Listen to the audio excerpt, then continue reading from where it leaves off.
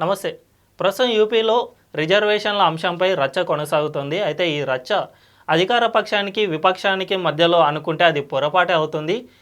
ప్రస్తుతం ఈ రిజర్వేషన్ల అంశంపై రగడ అధికార పక్షానికి యూపీలోనే మిత్రపక్షానికి మధ్య లేఖల పర్వం కొనసాగుతుంది. తాజాగా యూపీకి చెందిన అప్నాదల్ ఎస్ అనే పార్టీకి చెందిన కేంద్ర మంత్రి అనుప్రియ పటేల్ యూపీ సీఎం యోగి ఆదిత్యనాథ్కు ఒక లేఖ రాశారు.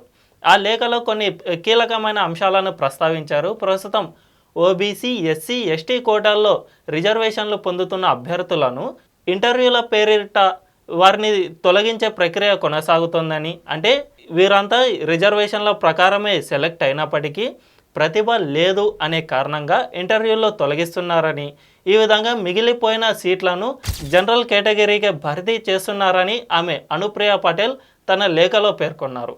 అయితే దీనికి బదులుగా యూపీ ప్రభుత్వం కూడా బదిలిచ్చింది.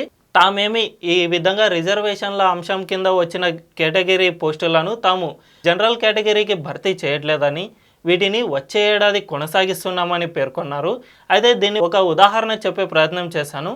ఒకవేళ ఎస్సీ కేటగిరీలోని ఒక 100 సీట్లకు పరీక్ష నిర్వహించారనుకోండి, 100 అభ్యర్థులను, అంటే వారి మెరిట్ ఆధారంగా 100 అభ్యర్థులను సెలెక్ట్ చేస్తారు.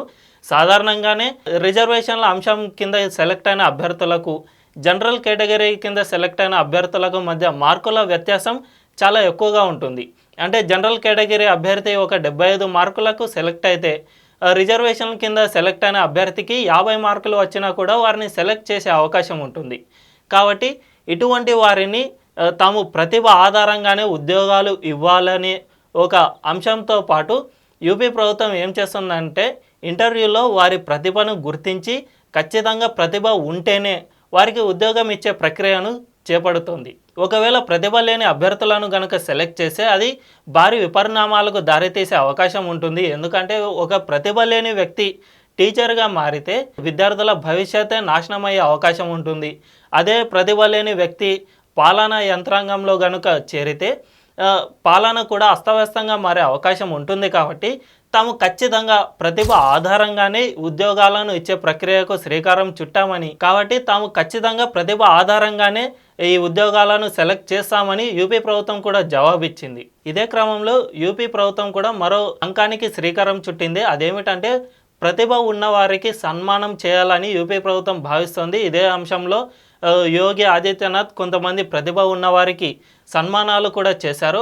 ఇది ఎందుకు అంటే, తాము ప్రతిభ ఉన్నవారినే ఖచ్చితంగా గౌరవిస్తామే తప్ప ప్రతిభ లేని వారిని తాము ఎట్టి పరిస్థితుల్లో గౌరవించలేము అని యూపీ ప్రభుత్వం ఈ అంకంతో చెప్పినట్లయింది. అంటే గత 70 ఏళ్ల పాలనలో ఎప్పుడూ కూడా గత ప్రభుత్వాలు ఎప్పుడూ చేపట్టని అంకానికి యోగి ఆదిత్యనాథ్ ప్రభుత్వం శ్రీకారం చుట్టింది. అదేమిటంటే, ఇప్పటి వరకు ప్రతిభ తక్కువ ఉన్న అభ్యర్థులు, అంటే ఏమాత్రము ప్రతిభ లేదని చెప్పలేం, కానీ ప్రతిభ తక్కువ ఉన్న అభ్యర్థులను కూడా ఉద్యోగంలోకి తీసుకున్న ప్రక్రియ అయితే జరిగింది. కానీ ప్రస్తుతం యోగి ఆదిత్యనాథ్ కొత్త తరహా అంకానికి శ్రీకారం చుట్టారు.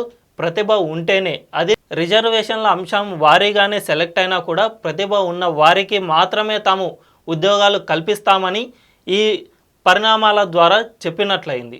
ఈ వీడియో మీకు నచ్చినట్టయితే లైక్ చేయండి, 10 మందికి షేర్ చేయండి. అలాగే కామెంట్ల రూపంలో మీ అభిప్రాయాలను మాతో పంచుకోండి. Nationalist hub group of channels ను సబ్స్క్రైబ్ చేసుకుని తెలుగునాట జాతీయవాద జర్నలిజాన్ని ప్రోత్సహించండి. ఈ వీడియో కింద ఉన్న బెల్ ఐకాన్ పై క్లిక్ చేయడం మర్చిపోవద్దు.